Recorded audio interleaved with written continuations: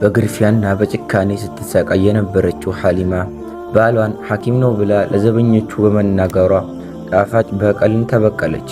ይህ በቀል ግን ባሏን ወደ ተውበት እሷን ደግሞ ወደ ተአምራዊ ውበት ይመራታል ተብሎ አልታሰበም ነበር። ሆኖም ግን መጨረሻው ያልተጠበቀ ሆነ።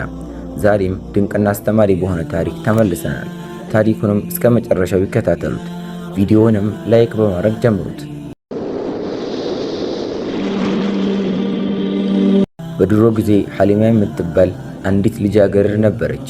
እሷ በለህ ንቁና ሥራ ወዳድ ነበረች። በልብስ ስፌትና በጥልፍ ሥራ የተካነች ነበረች። የማታውቀው ሥራ አልነበረም። ነገር ግን ሕይወት የዕድልና የፍቃድ ጉዳይ ናትና እሷ እንደ እህቶቿ ውብ አልነበረችም። በዚህም ምክንያት በዕድሜ ከሷ በ20 ዓመት የሚበልጠውን ጸባዩ እጅግ በጣም ከባድ የሆነውንና በጭካኔ የሚያዛትን ሰው አገባች። ይደበድባትና ያገባሁሽ እንድታገለግይኝ ብቻ ነው እያለ በፊቷ አስቀያሚነት ያሾፍባት ነበር። ሁኔታውን በትዕግስት ታሳልፍ ነበር። አላህ ልቦና እንዲሰጠው ዱዓ ታደርግ ነበር እንጂ ለእናቷም ሆነ ለጎረቤቶች አትናገርም ነበር። ያ ሰው ምንም ቢሆን የቤቷ አባወራና ቀላቢዋ ነበር። ከሰውነቷ ላይ ጠባሳዎች እንዳይታዩ ወደ ሰው ቤት ስትሄድ ሁልጊዜ ትሸፈን ነበር። እንደ እህቶቿ ውብ ለመሆን ትመኛለች። ከባሎቻቸው ጋር ባላቸው ደስታ ትቀና ነበር። አንድ ቀን ከጉድጓድ ውሃ ለመቅዳት ሄደች። ውሃውን እየቀዳች ሳለ በረጅም ጉዞ ምክንያት አቧራ የለበሱ 5 ፈረሰኞች አለፉ። የሚጠጣ ውሃ ጠየቋት። እሷም በኩባያ ቀዳችላቸው። ጠጥተውና ተጣጥበው ስለ ደግነቷ አመሰገኗት። እንዲህም አሏት፣ እኛ ከሱልጣኑ ዘበኞች ነን። በዚህ መንደር ውስጥ ሁሉንም በሽታ የሚፈውስ ሐኪም እንዳለ ሰምተናል አሉ። እሷም ጌታዬ ሱልጣኑ ታመው ነው ስትል ጠየቀቻቸው። አንዱም እንዲህ ሲል መለሰ፣ አይደለም፣ ነገር ግን ትንሿ ልጃቸው አሳ ስትበላ አጥንት ጉሮሮዋ ላይ ተሰክሮ ማንም ሊያወጣው አልቻለም። ሐሊማ ለጥቂት ጊዜ አሰበች። በዚያ አካባቢ ምንም አይነት ሐኪም እንደሌለ አወቀች። ከዚያም ለራሷ እንዲህ አለች፣ ይህ በዚያ የተረገመው ባሌ ላይ የምበቀልበት እድል ነው አለች። ለዘበኞቹም እንዲህ አለቻቸው፣ እኔ በጣም ጎበዝ ሐኪም አውቃለሁ፣ ነገር ግን እሱ በጣም ካልደበደባችሁት በቀር ከእናንተ ጋር አይመጣም አለቻቸው። ከዚያም ያለበትን ቦታ አሳየቻቸው። ወደ እሱ ሲቃረቡ የበግ እግር ሲያክም አገኙት። ዘበኞቹም ሴቲቱ እውነት ተናግራለች፣ የምንፈልገው ሐኪም እሱ ነው ብለው አመኑ። ሰላምታ ሰጥተውት ለምን እንደመጡ አስረዱት። ሰውየውም ተገርሞ ስለ ሕክምና ምንም እንደማያውቅና እንዲተውት ለመናቸው። እነሱ ግን ከፈረሶቻቸው ወርደው ያለ ርህራሄ ደበደቡት። ሐሊማ ባሏ እንደ ሴት ሲጮህ አየች። ለራሷም አሁን የግሪፋን ጣዕም ትቀምሰዋለህ፣ ህመሙንም ትገነዘባለህ። እኔ እንዴት ስሰቃይ እንደነበር ታውቃለህ። ሰውየውም እሺ ከእናንተ ጋር ሄጄ ልዕልቷን አክማለሁ፣ እባካችሁ መደብደባችሁን አቁሙ፣ ከዚህ በላይ አልችልም ብሎ ጮኸ። በፈረስ ላይ አስቀምጠው ወደ ቤተ መንግሥት ወሰዱት። እዚያ ሲደርሱ በሱልጣኑ ፊት አቀረቡት። ሰውየው ፈርቶ ጌታዬ፣ እኔ ነገርኩት፣ ሰዎቹ ተሳስተዋል፣ እኔ ሐኪም አይደለሁም፣ ልዕልቷንም መርዳት አልችልም አለ። ፈረሰኞቹም ለሱልጣኑ ይህ ሐኪም እንደ በቅሎ ነው፣ በዱላ ካልሆነ አይንቀሳቀስም አሉት። ስለዚህ ሱልጣኑ ዘበኞቹ እንዲደበደቡ ታዘዘ። ሰውየውም የፈለጋችሁትን አደርጋለሁ ብሎ ጮኸ። ወደ ልዕልቷ ክፍል ጎትተው ወሰዱትና የመድኃኒት ሳጥን ሰጡት። ወደ ክፍሉ ሲገባ ልዕልቷ እሱ በህመሙ ምክንያት እንደ እንቁራሪት ሲዘልና እንደ ሕፃን ልጅ ሲጮህ አየችው። ልዕልቷ በሳቅ ፈነዳች። አጥንቱም ከጉሮሮዋ ወጣላትና ከአልጋው ዘላ ተነሳች። በቤተ መንግሥት ውስጥ እልልታ ተሰማ። ሱልጣኑ ይህንን ሰምቶ ወደ ልጁ እየሮጠ መጣ። በደስታ እንባ እያፈሰሰ ሳማት። ከዚያም ወደ ሐኪሙ ዞሮ እንዴት እንደምክስህ አላውቅም፣ የፈለግከውን ጠይቅ አለው። ሰውየውም ወደ ቤቴ የሚመልሰኝ ጋሪ እንጂ ሌላ ምንም አልፈልግም አለ። ሱልጣኑም የፈለግከውን ታገኛለህ፣ ጋሪውንም በስጦታና በሀብት ሞላዋለሁ፣ ነገር ግን እስከዚያው ለ7 ቀናት እንግዳዬ ነህ አለው።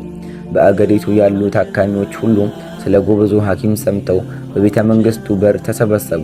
ሱልጣኑም ሐኪሙን እንዲልክላቸው ለመኑ። ሱልጣኑም ወደ እንግዳ ማረፊያ ክፍል መጥቶ ታካሚዎች በር ላይ እየጠበቁህ ነው፣ እንድታከማቸው እፈልጋለሁ፣ ዋጋህንም እከፍላለሁ አለው።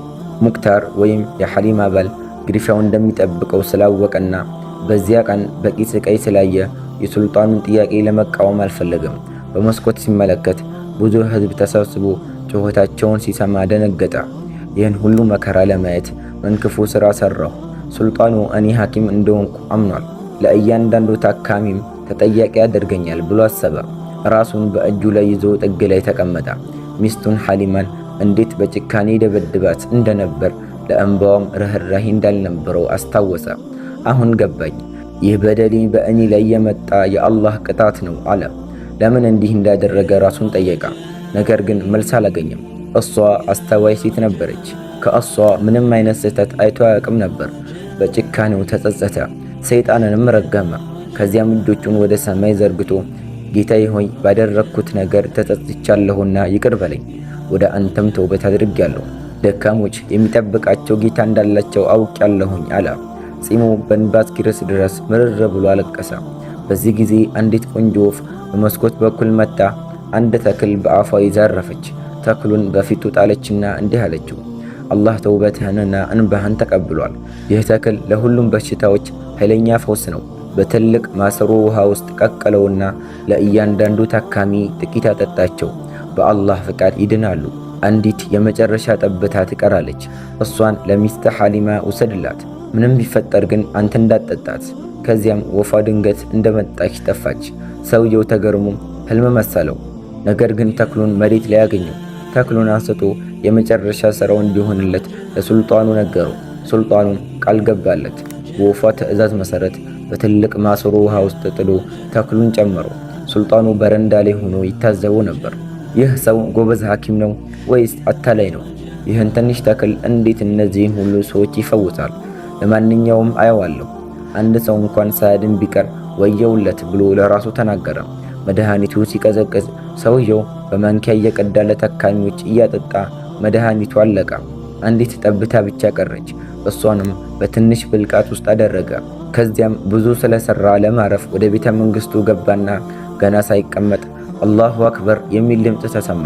በመስኮት ሲመለከት አብዛኞቹ ታካሚዎች ቆመውና ህመማቸው ጠፍቶ አየ።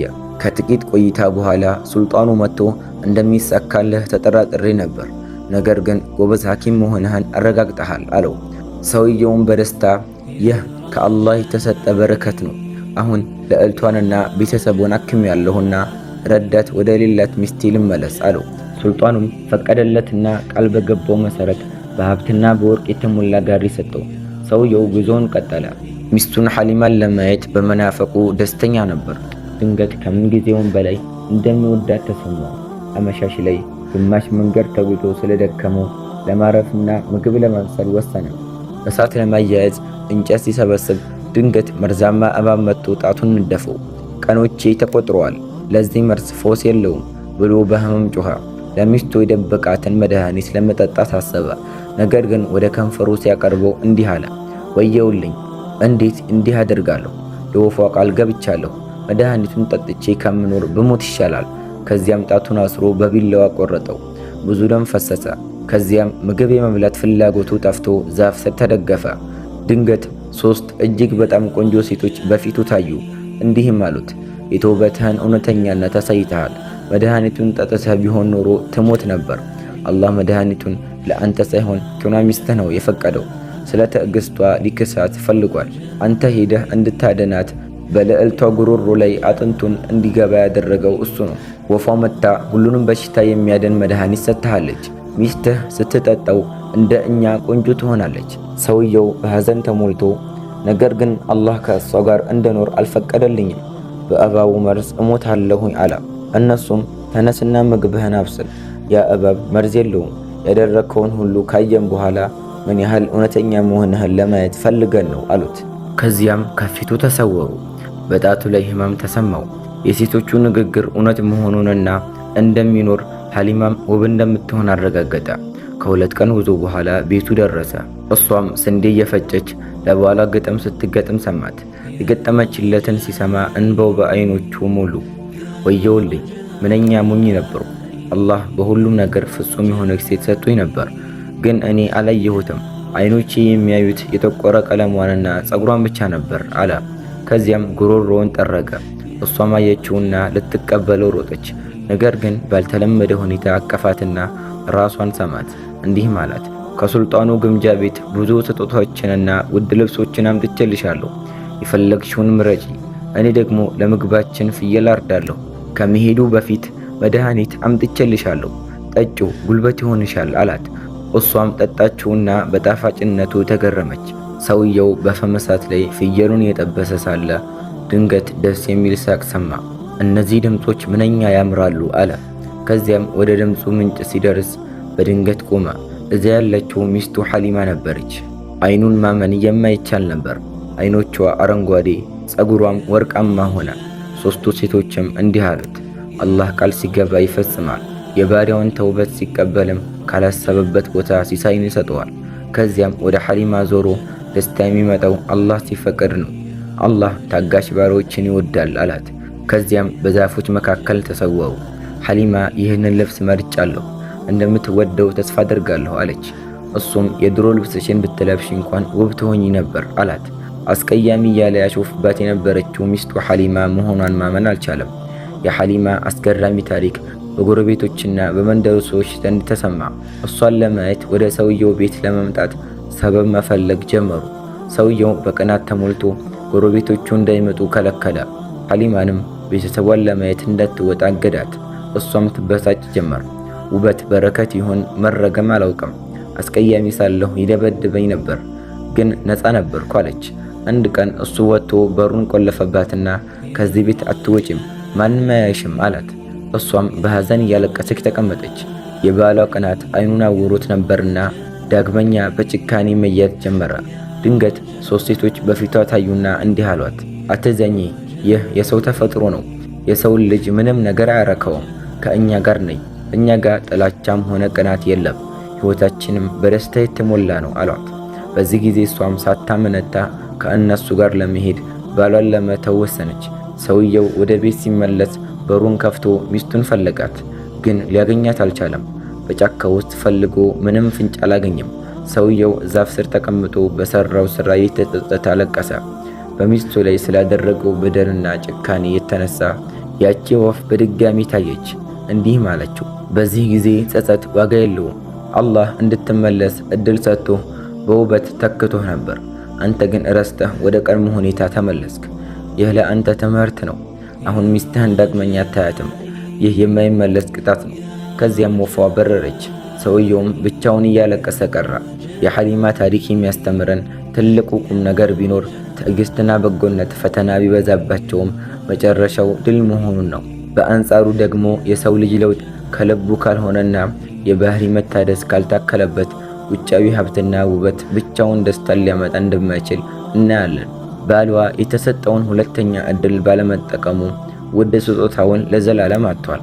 ትንሽ ድምፄ ከተቀየረባችሁ ትንሽ ጉንፋን ነገር አሞኝ ነው። ለዚህም አውፉ እንድትሉኝ እጠይቃችኋለሁ። የሲራ ቲዩብን የቴሌግራም ቻናል ዲስክሪፕሽን ላይ ባለው ሊንክ ገብተው ጆይን በማድረግ ቤተሰብ ይሁኑ። ታሪኩን ከወደዳችሁትና ትምህርት ካገኛችሁበት ላይክ፣ ሼር፣ ሰብስክራይብ በማድረግ ለሌሎች እንዲደርስ አድርጉት። እንዲሁም በታሪኩ ላይ ያላችሁን አስተያየት በኮሜንት መስጫው ላይ አጋሩኝ። የእናንተ አስተያየት ለሌሎች ትልቅ ትምህርት ሊሆን ይችላልና። በቀጣይ ደግሞ በሌላ አስተማሪ ታሪክ እስከምንገናኝ በያላችሁበት የአላህ ሰላም፣ እዝነት፣ ጥበቃ ይለያችሁ። ወሰላሙ አለይኩም ወረሕመቱላሂ ወበረካቱ።